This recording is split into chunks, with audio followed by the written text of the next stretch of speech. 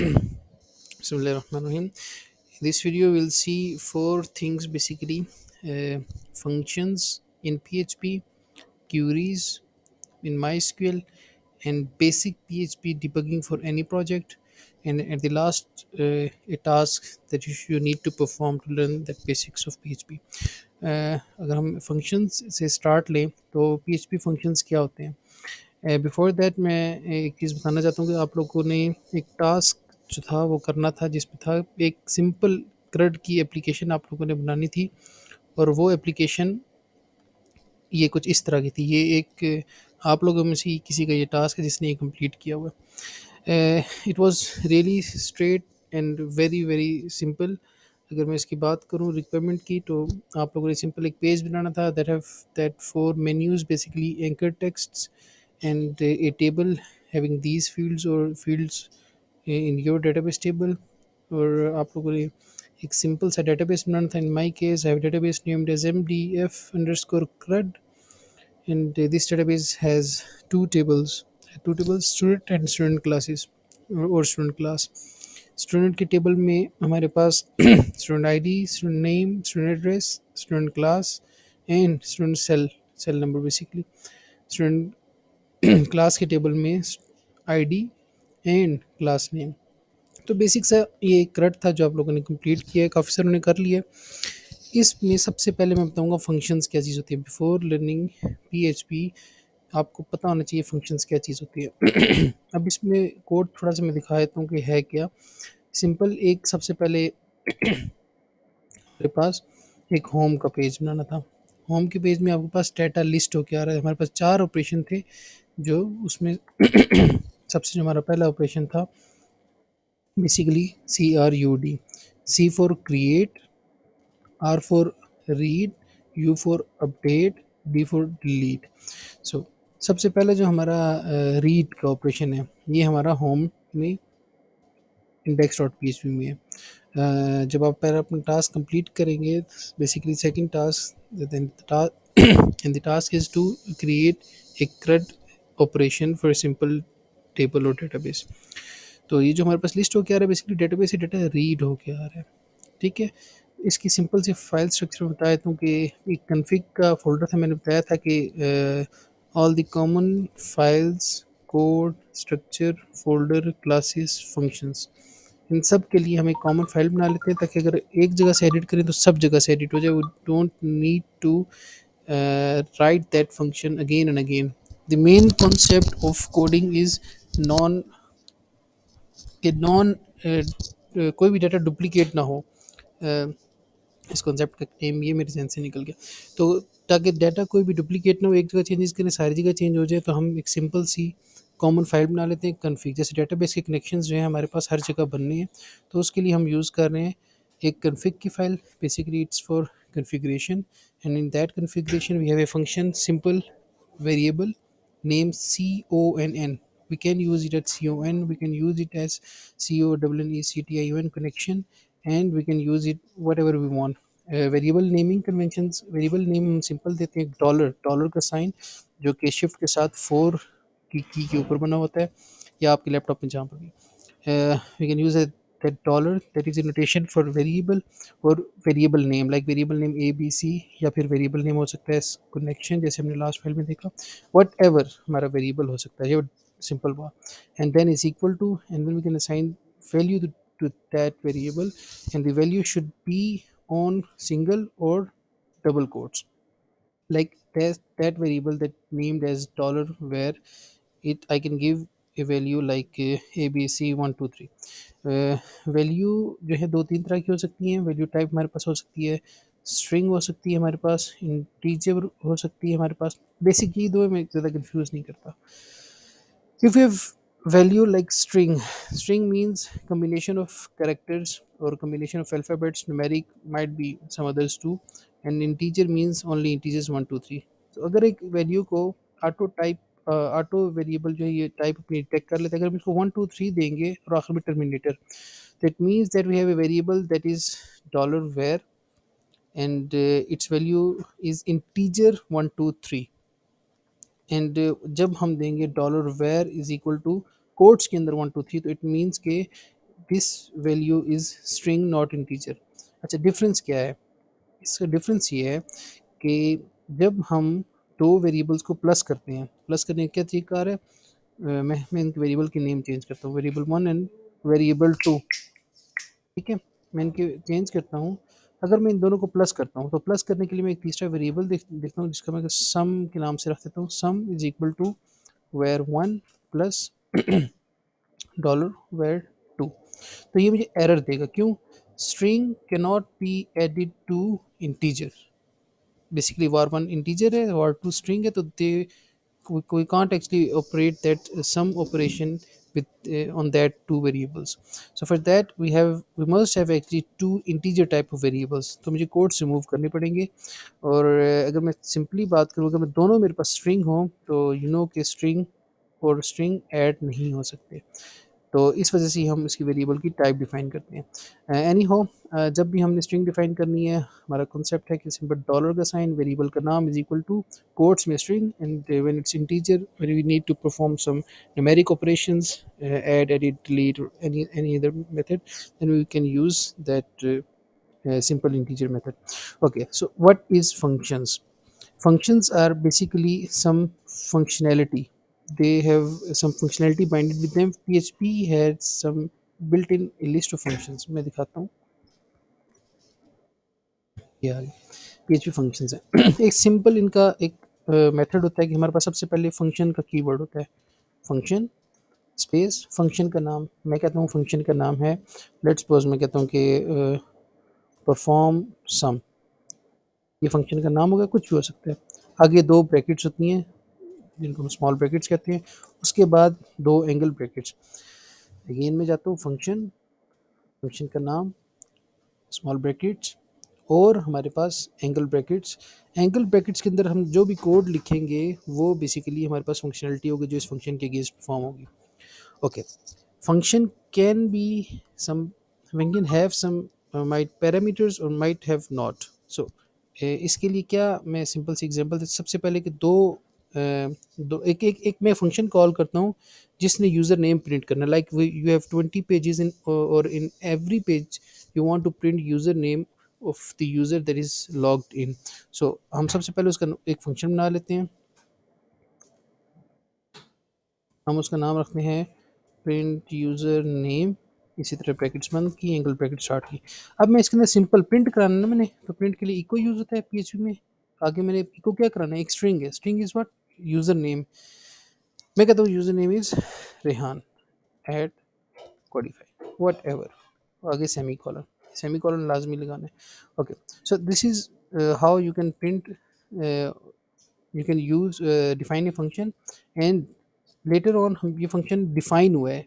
Keep in mind, ये function अगर मैं किसी पेज में लिख देता हूँ, लाइक मैं अपनी क्रेड वाली फाइल जो है उसकी मैं अपनी, ये मैं इसके index dot P H P खोलता हूँ और उसके अंदर मैं एक ये वाला फंक्शन लिख देता हूँ। फंक्शन लिखने से कुछ नहीं होगा, we have to call that function, we have to invoke that function. Like ये पी एच पी के टैग्स ऑलरेडी लगे हुए हैं, वरना मुझे लगाने पड़ते, मैं ये फंक्शन लिख देता हूँ, तो ये देखें कुछ भी नहीं होगा। ठीक है,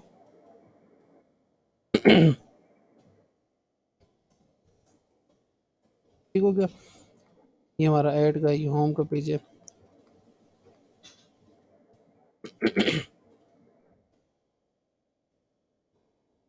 क्वेरी अनसक्सेसफुल इस वजह से आ रहा था कि मैंने पहले इसके वेरिएबल नेम चेंज करता, ये वेरिएबल नेम फर्दर यूज़ हो रहा था, मैंने दोबारा रिवर्ट किया तो इस वजह से चल पड़ा। अच्छा, मैंने सिंपल फंक्शन का नेम लिखा है, एंड यू सी के पेज डिड नथिंग, कुछ भी नहीं किया। We need to call that function where we need the functionality of that function, where like मैं चाहता हूँ कि बिफोर होम, बिफोर या फिर ऑल रिकॉर्ड्स ब्रैकेट में यूज़र का नाम आ जाए, I have to find all, ये दिस वन, ऑल रिकॉर्ड्स के अंदर ब्रैकेट के अंदर मैं चाहता हूँ कि मैं फंक्शन का नाम आ जाए। तो फंक्शन का नाम के लिए मुझे पहले पीएचपी यूज़ करनी पड़ेगी। ये पीएचपी की टैग ओपन है, क्लोज है। फंक्शन का नाम क्या है, print user name, print name, very simple in semi colon. अब ये क्या करेगा, ये फंक्शन यहाँ से कॉल करेगा इस फंक्शन को, एंड इस फंक्शन के अंदर जो फंक्शनलिटी और क्या हो रहा है, इको हो रहा है, वो प्रिंट करके ले आएगा। Okay, let's call it net Codify. ठीक हो गया, वेरी सिंपल। ये हमारे पास सिंपल फंक्शंस की डेफिनेशन है कि फंक्शन बनाते हैं और उसको कॉल करते हैं। Second thing, when function have some parameters like we actually need to sum two numbers and we want it through function, so we have a function named as perform sum।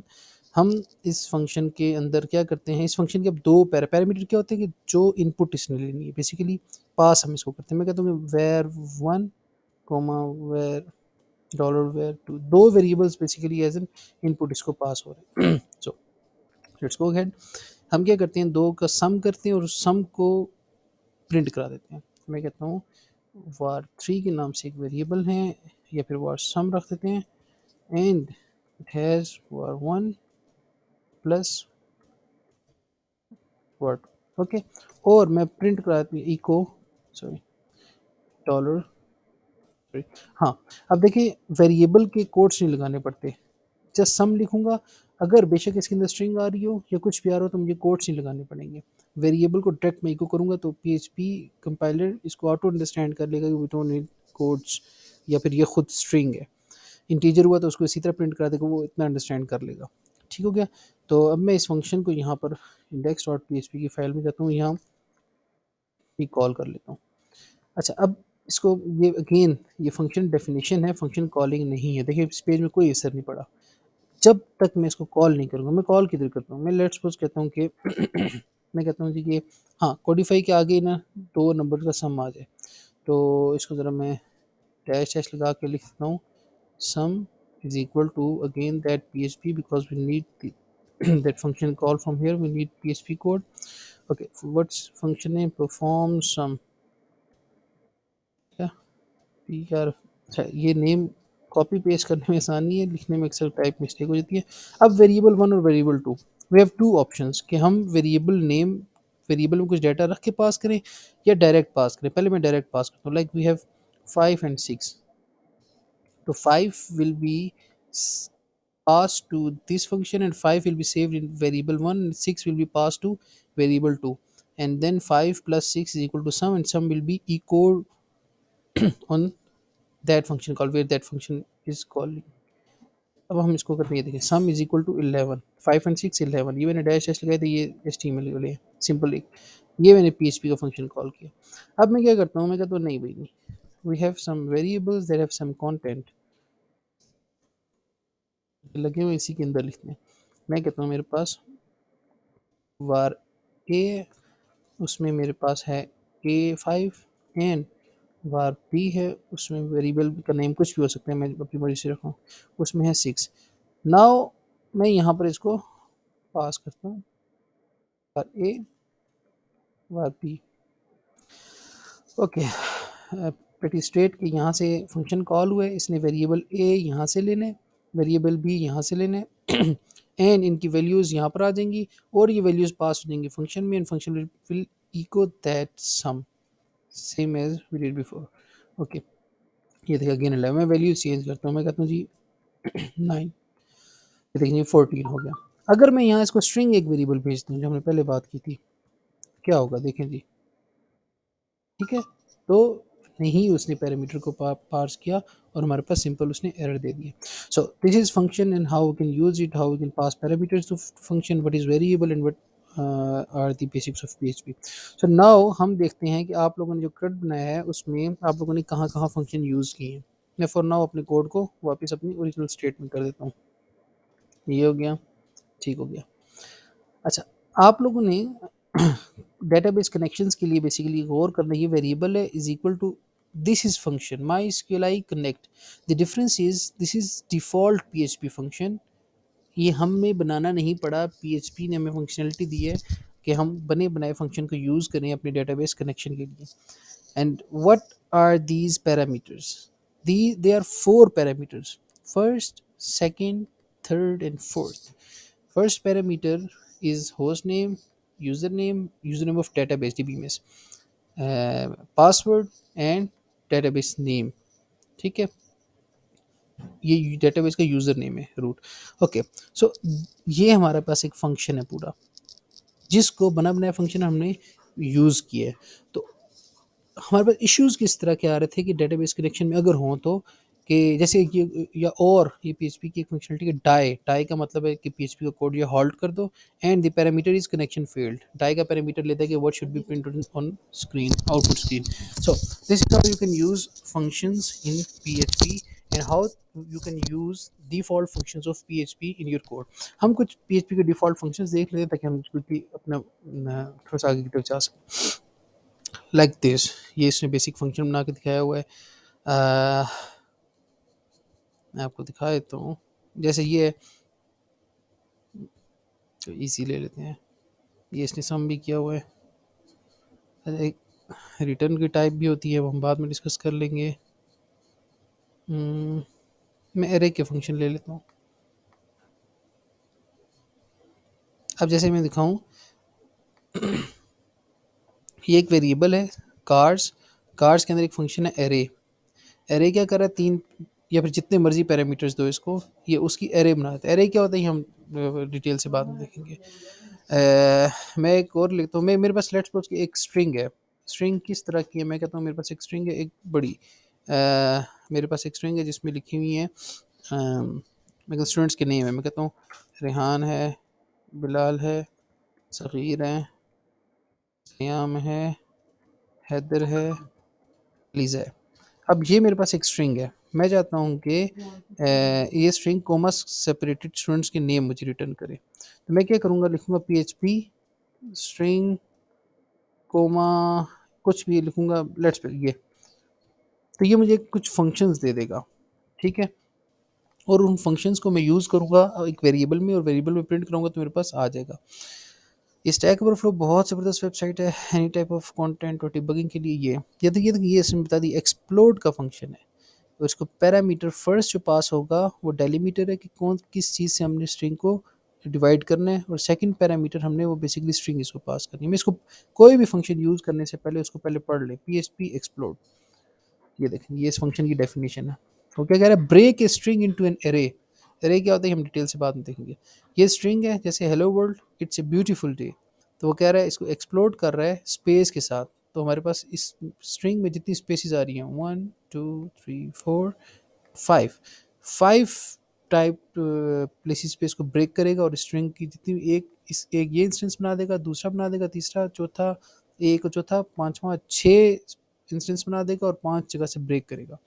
Run करके देख लेते हैं।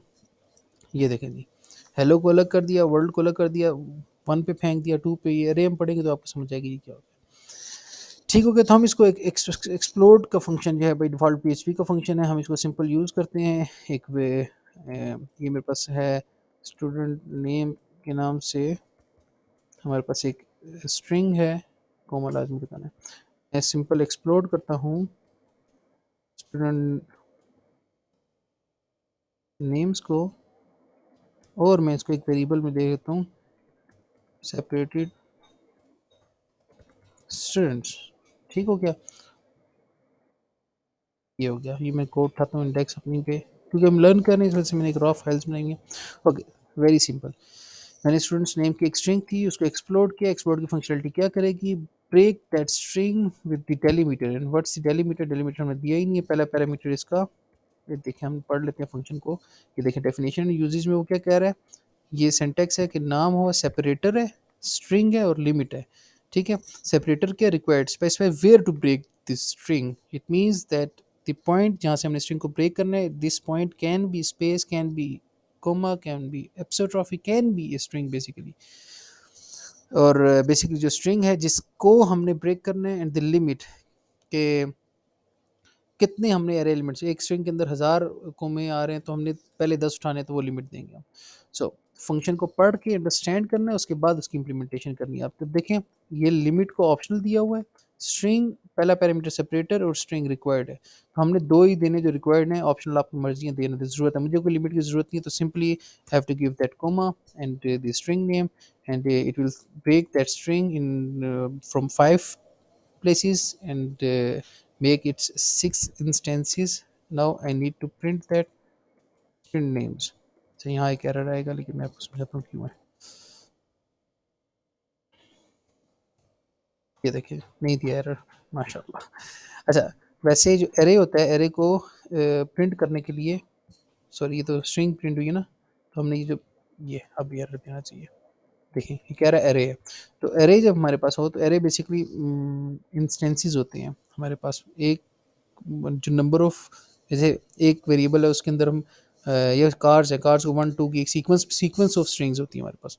तो इसको हम वार underscore डम करते हैं या प्रिंट अंडरस्कोर एरे। अब ये फंक्शन है, वार डम का एक फंक्शन है जिसको हम क्या पास करते हैं, कुछ भी पास करते हैं और वो उसको प्रिंट कर देता है रॉ फॉर्मेट में। ये देखेंगे ये एरे है, इसके 6 इंस्टेंसेस है। 0 पे रिहान पड़ा हुआ है, 1 पे बिलाल पड़ा हुआ है, 2 पे सगीर पड़ा हुआ है, 3 पे सियाम पड़ा हुआ है। इसका मतलब 3 पे स्ट्रिंग पड़ी हुई है। स्ट्रिंग के 7 कैरेक्टर्स हैं। 7 कैरेक्टर्स कौन कौन से हैं? SAYYAM, ठीक है। तो इस तरह से ये हमारे पास इसने प्रिंट करा दिया। तो दिस इज़ हाउ के स्ट्रिंग क्या होती है, वेरिएबल्स क्या होते हैं, फंक्शंस क्या होते हैं, और हमारे पास पीएचपी के डिफ़ॉल्ट फंक्शंस क्या है। तो यह पहली चीज़ थी हमारे पास फंक्शंस। क्यूरीज़ एक और बहुत ही इंपॉर्टेंट कॉन्सेप्ट है क्यूरीज़। डेटाबेस से जो भी हमने ऑपरेशन परफॉर्म करना होता है, either it can be create, read, update and delete, these all operations can perform through queries. And PHP gives us privilege कि हम ये क्यूरीज पीएचपी से रन कर सकें। अगर मैं दिखाऊं क्यूरी होता क्या, let's suppose I have a table named as student, I want to read, basically I want to saw all the data from student. तो मैं ये क्लिक करता हूँ तो क्या होता है, पीछे ये क्यूरी रन होती है, सेलेक्ट स्टैटिक फ्रॉम स्टूडेंट। अगर मैं इसको जनरली पढ़ूँ तो select static means all, from का कीवर्ड, देन टेबल नेम। तो मैं अगर कहता हूँ कि इसको एडिट में करता हूँ, मैं कहता हूँ सेलेक्ट ऑल करना चाहता हूँ फ्रॉम किसी और टेबल से। कौन सा टेबल? Student class. तो ये स्टूडेंट क्लास का डाटा आ जाएगा। ये देखिए स्टूडेंट क्लास का आ गया। तो this is how you can run basically queries. मैं कहता हूँ सेलेक्ट स्टैटिक, मैं कहता हूँ C name only, select C name only from that table. Okay, देखिए सी नेम आ गया, दूसरा कॉलम खत्म हो गया। So this is how queries can perform their operations. और क्यूरी, रॉ क्यूरीज डायरेक्टली हमारे पास डेटाबेस में यहाँ पर डीबीएमएस में रन होती है। लेकिन हमें पीएचपी में क्या करना पड़ता है, क्यूरीज बनानी पड़ती हैं और उनको पास करना पड़ता है किसको, जो हमने डेटाबेस का कनेक्शन बनाया होता है। अगर आप लोगों ने टास्क 2 किया, then you can easily understand task 2 is to create a simple CRUD operation, then you can easily understand that how you can read basically data from database. So मैं क्या करता हूँ, मैं सिंपल जाता हूँ और होम पे ये इंडेक्स में मैं देखता हूँ यहाँ इसने कैसे किया हुआ ये। So you can see that select is keyword, static means all, from student, student क्या है, डेटाबेस का टेबल का नाम है। तो सेलेक्ट स्टैटिक फ्रॉम स्टूडेंट, आगे ज्वाइन, ज्वाइंस क्या होते हैं हम देखते हैं कि join student class where student dot S class is equal to student class. ये बेसिकली क्या है कि दो टेबल्स में रिलेशनशिप बना हुआ है हमारे पास। जितने भी, मैं इसको लगता है मैं खोल लेता हूँ और इसको भी मैं स्टैटिक फ्रॉम क्लास करता कि सारा डाल दे। एक स्टूडेंट है, उसकी क्लास है 2, और हमारे पास जो ज्वाइन लगा हुआ है S class is equal to C I D. Basically क्या है कि स्टूडेंट की क्लासेस मल्टीपल हो सकती हैं, और सॉरी स्टूडेंट की क्लासेस जो हैं हमारे पास, क्लास नेम कुछ भी हो सकता है। अब एक यूनिवर्सिटी है वो सेकंड क्लास को सेकंड ग्रेड का नाम रखती है, और दूसरी यूनिवर्सिटी है वो सेकंड क्लास को हमारे पास वो सेकंड लेवल का नाम रखती है। तो वो चेंज हो सकता है। तो फिर हम अगर यहाँ पर हम डायरेक्ट नाम लिखते हैं तो कुछ भी लिखते हैं स्टूडेंट क्लास सेकंड ग्रेड, तो अगर 2 लाख स्टूडेंट्स है, 2 लाख के 2 लाख में हमें चेंज करना पड़ता। तो उसके लिए हमने लास्ट क्लास में भी डिस्कस किया था कि हम एक सेपरेट एक टेबल बना देंगे और उस टेबल में हमने क्लासेस का नाम सेव किया। अब इस क्लास की प्राइमरी की आईडी बेसिकली जो है ना, वो आईडी उठा के हम यहाँ लगा देंगे इस क्लास के अंदर। सो व्हाट इट टेल्स के हमारे पास एक स्टूडेंट है दैट इज क्लास 2। 2 क्या है? 2 इज फॉरेन की ऑन दैट प्राइमरी की, ठीक है। प्राइमरी की में क्या, 2 के अगेंस्ट पड़ा हुआ है BSc. So we can easily extract that this student has BSc as class name. So for that हमारे पास यूज होते हैं ज्वाइंस, ठीक है। माइस्क्यूएल ज्वाइंस आप लोगों ने पढ़ने हैं अच्छी तरह डिटेल से। मैं सिंपल बता देता हूँ कि ज्वाइन का कीवर्ड लगा के आगे हम टेबल का नाम रखते हैं जहाँ जिस पर हमने ज्वाइन करा है, जिसको ज्वाइन करना है पहले टेबल से। तो स्टूडेंट क्लास और स्टूडेंट आपस में ज्वाइन कर रहे हैं, हम ज्वाइन किस बेस पे कर रहे हैं, वेयर की बेस पे। वेयर का मतलब है कि हम कोई कंडीशन यूज़ करने लगे हैं। वेयर स्टूडेंट टेबल का नाम और उसके कॉलम का नाम इज इक्वल टू जोन सी हमने मैपिंग करनी है। बेसिकली क्या है, स्टूडेंट के अंदर एस क्लास जो है वो स्टूडेंट क्लास के अंदर सी आई डी के बराबर है। हम कह रहे हैं कि जहाँ पर इन दोनों टेबल्स में जहाँ पर ये कंडीशन, कौन सी कंडीशन, वेयर के अंदर ये मैच हो रही हो, क्या मैच हो रही हो, class is equal to this, वो तमाम स्टूडेंट उठा के ले आओ। ठीक है। अब मैं अगर एक काम करता हूँ, मैं डेटाबेस के अंदर इस स्टूडेंट की क्लास को मैं करता हूँ 11 कर देता हूँ। अब 11 को आई होप सो किया 11 की कोई क्लास नहीं पड़ी हुई, देखते हैं 8 तक है। अब मैं रन करता हूँ, क्या है, देखें कुछ भी नहीं, नो रिकॉर्ड फाउंड। क्यों? कि उसकी क्लास ही नहीं पड़ी हुई, तो ज्वाइन ही हमारे पास फेल हो रहा है। अगर मैं इसको 8 कर देता हूँ, फॉर एग्जांपल ये मैं डायरेक्ट ऑपरेशन करूँ, you have to perform this from this grid by add और एडिट और अपडेट लाइक दिस एडिट। ठीक है, आप लोगों ने यहाँ से करना है। ठीक है, okay, so fine. There is one more thing in queries that queries है 4 टाइप्स। ये रीड की क्यूरी थी। इसी तरह हमारे पास इंसर्ट की क्यूरी होती है। What is insert query? कि हम कोई भी डाटा जब इंसर्ट करते हैं, जैसे लेट्स सपोज मैं ये इंसर्ट करता हूँ, मैं कहता हूँ जी क्लास में कोई इंसर्ट कर लगूँ, मैंने एम एस किया, एम एस इंफॉर्मेशन सिक्योरिटी में I S, I D auto increment होनी चाहिए। ये देखेंगे, जब ये लिखता हूँ तो इसने क्या क्यूरी रन की है, insert into student class. Insert का कीवर्ड है, सॉरी, इंसर्ट का कीवर्ड है, इंसर्ट इनटू, इनटू का मतलब है कौन से टेबल में, ये भी कीवर्ड है। तो insert into table name. Table name क्या है? Student class. अब आगे हमने देने हैं कॉलम नेम्स और उसी सीक्वेंस में value name. Like column name क्या, सी आई डी। तो सी आई डी को इसने क्या किया, नल किया। क्यों नल किया? Because we have already configured that our database should auto increment that primary key that named as C I D and C name is M S I S. तो ये दो मैंने इसको ये पास की हैं वैल्यूज, और ये किन कॉलम्स को, इन दो कॉलम्स को। तो ये हमारे पास इंसर्ट की क्यूरी है। अच्छा, अपडेट की हमारे पास क्यूरी होती है। अगर मैं एक सिंपल से रिकॉर्ड उठाता हूँ, उसको बी एस सी को बी एस सी एस कर देता हूँ, तो ये देखें ये हमारे पास अपडेट की क्यूरी रन होगी है। ये अपडेट टेबल नेम, सेट का कीवर्ड, अब column name and its updated value. अब ये तो बता दिया हमने अपडेट कर दो, but it should be a condition कि, क्योंकि पूरा टेबल तो नहीं हमने अपडेट करना, we only need to update only one column and we have primary key of that column. So हमने सिंपली क्या करना है कि हमने सिंपल उस प्राइमरी की को कंडीशन में दे देना है। We have where student class dot cid is equal to 2. So it's very straight and pretty simple. You don't need to do anything, just need to type, you just need to create that queries and pass that queries through that php function, and it will run and get you the results. So हमारे पास simple हमने read का, update का, insert का देख लिया। Same as it is, बहुत ही सिंपल डिलीट की क्यूरी है। Like I have to delete that new M S I S that I just inserted. या डिलीट की क्यूरी, क्योंकि डेटाबेस में कोई चीज़ डिलीट करती है तो ये कंफर्मेशन मैसेज लेता है और क्यूरी यहीं पर प्रिंट करता है। सो क्या क्या है कि डिलीट की क्यूरी, डिलीट का keyword from student class means table name, delete from table name where, आगे कंडीशन, क्या कंडीशन है कि student class dot I D. So in student class that column should be this. तो जहाँ ये condition meet करेगी वहाँ हमारा डिलीट का ऑपरेशन परफॉर्म। अगर मैं डिलीट करता हूँ तो ये देखें एक रिकॉर्ड डिलीट हो गया।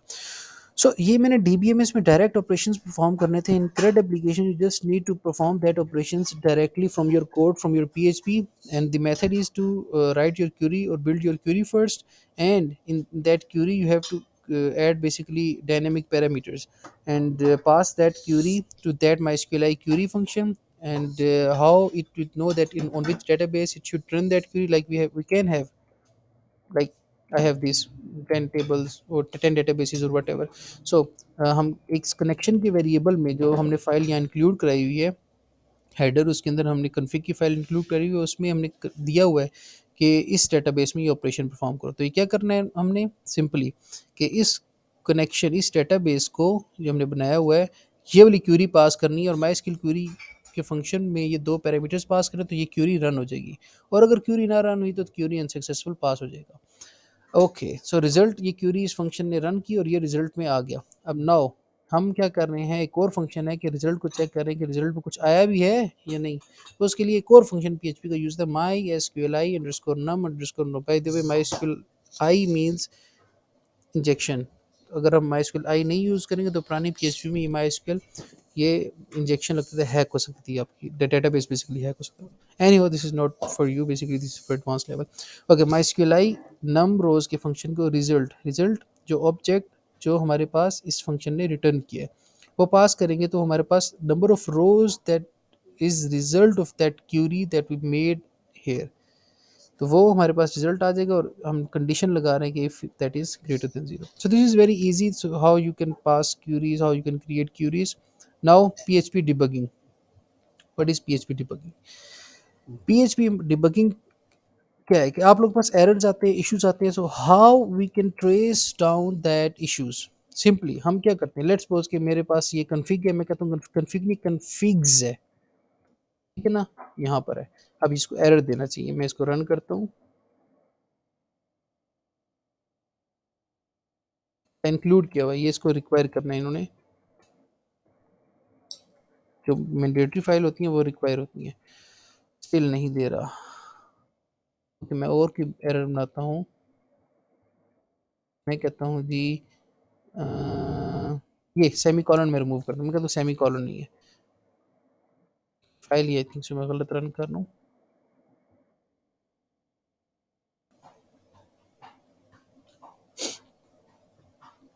अच्छा मैं देखता हूँ इसको क्या है.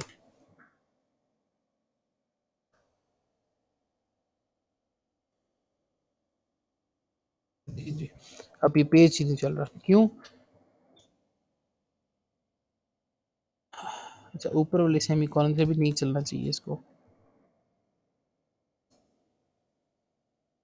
अच्छा अगर इसको पूरा ही मैं डिलीट कर देता हूँ, ठीक है, तो हेडर की फाइल इंक्लूड नहीं हो रही, लेकिन semi colon I think so ये एडवांस PHP है तो इस वजह से ये सेमी कॉलन को इंटरप्रेट कर रहा है, लेकिन नीचे क्यों नहीं कर रहा. इसको देख लेते हैं. ये देखिए जी, नीचे इसने एरर दे दिया. अब हमारे पास दो ऑप्शन हैं कि हम देखें. कभी कभी वो ये error basically is equal to गलत लगा, इस वजह से दे रहा है, सेमी कॉलन की वजह से नहीं दे रहा. तो मेरे ख्याल से ये सेमी कॉलन की वजह से भी दे रहा है. अगर सेमी कॉलन वापस लगाता हूँ तो फिर हमारे पास चल रहा है.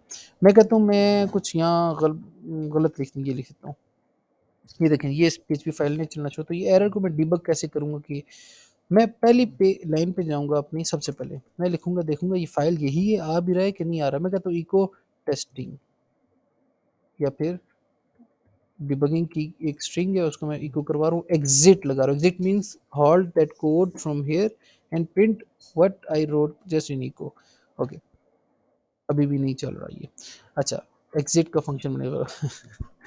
डिबगिंग के अंदर डिबगिंग कर दी, अभी भी नहीं चल रहा.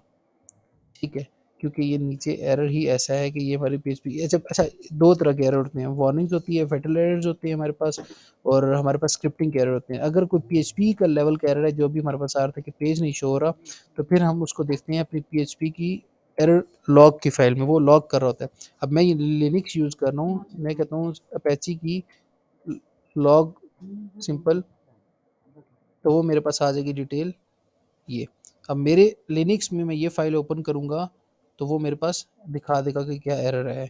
अब क्योंकि मैं CMD एक कमांड लाइन से यूज़ करता हूँ, मैं ये फाइल है लिनक्स में ओपन करने का, आप लोग अपने पास देख लीजिएगा.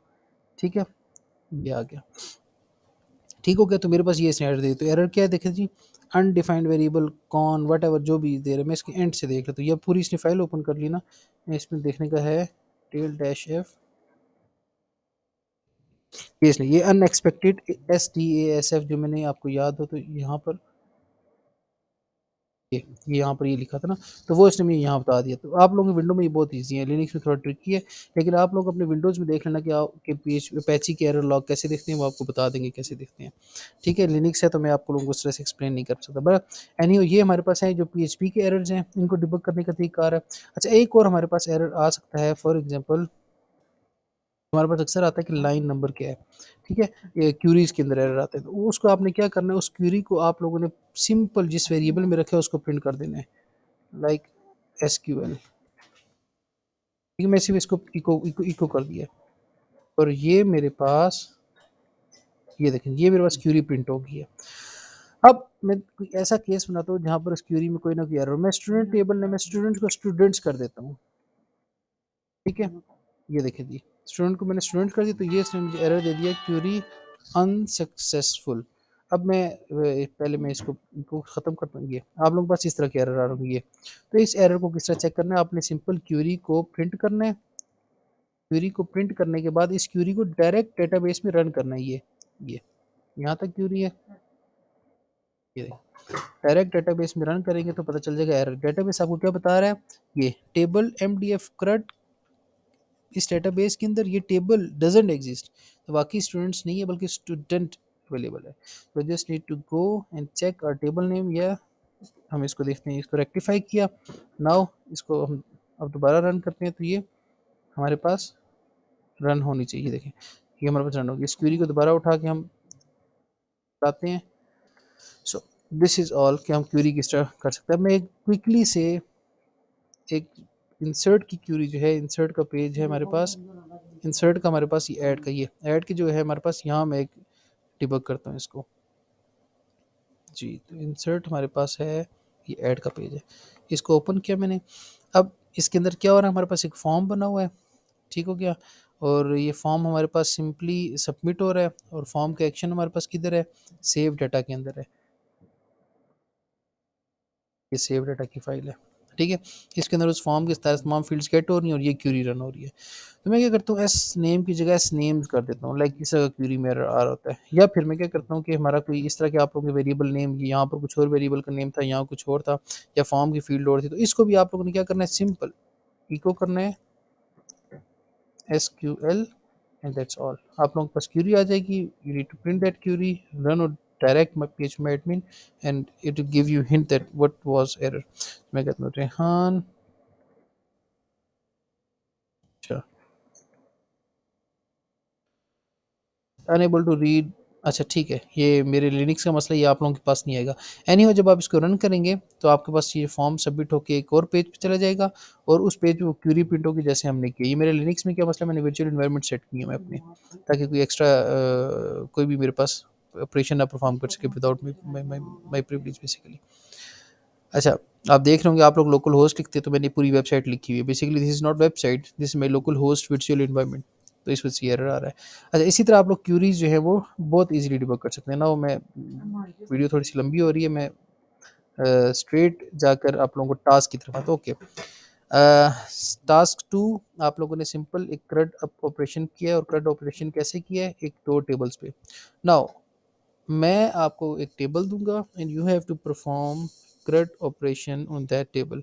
वो क्या होगा टेबल, सिंपली मैं कुछ भी उस टेबल का ABC नेम होगा, उसकी लेट्स सपोज के मैं कहता हूँ कि 15 फील्ड्स होंगी। पहली प्राइमरी की होगी, फिर उसके बाद कुछ भी नेम होगा, फिर उसके बाद फादर नेम होगा, वट एवर। मैं आपको एक डिटेल्स दूंगा, इस वीडियो की डिस्क्रिप्शन में वो लगा होगा। वहाँ से आपने ड्राइव का लिंक होगा, उस ड्राइव से वो आप लोगों ने डाउनलोड कर देना है। वो SQL फॉर्मेट में होगा टेबल। कैसे होगा, जैसे मैंने आपको बताया, ये डेटाबेस है, इस डेटाबेस को यहाँ से एक्सपोर्ट करते हैं EXPORT, और यहाँ गो करते हैं तो ये आपके पास डाटा एक्सपोर्ट हो जाता है, मतलब इसका एक बैकअप बन जाता है। तो ये बैकअप दूंगा। आप लोगों ने इंपोर्ट कैसे करना है, आप लोगों ने सिंपली क्या करना है, एक न्यू डेटाबेस बनाना है, उस डेटाबेस का नाम लेट्स सपोज के टास्क 4 वट एवर कुछ भी रखना है, और क्रिएट करना है, डेटाबेस बन जाएगा। और फिर उसको यहाँ इंपोर्ट पे क्लिक करना है, और वो SQL की फाइल जो मैं आपको दूंगा वो आप लोगों ने यहाँ इंपोर्ट कर देनी है। जब आप वो इंपोर्ट करेंगे तो आपके पास वो टेबल बन के यहाँ पर आ जाएगा। नाउ आपके पास अपना ग्राउंड है, आपने उस टेबल के अंदर CRUD operations through PHP perform करने हैं बाय योर ओन, और इंटरनेट और गूगल से हेल्प लेके। So that's all for today. मैं और कोई भी किसी किस्म की भी हेल्प की ज़रूरत होती तो मुझे लाजमी बताइएगा।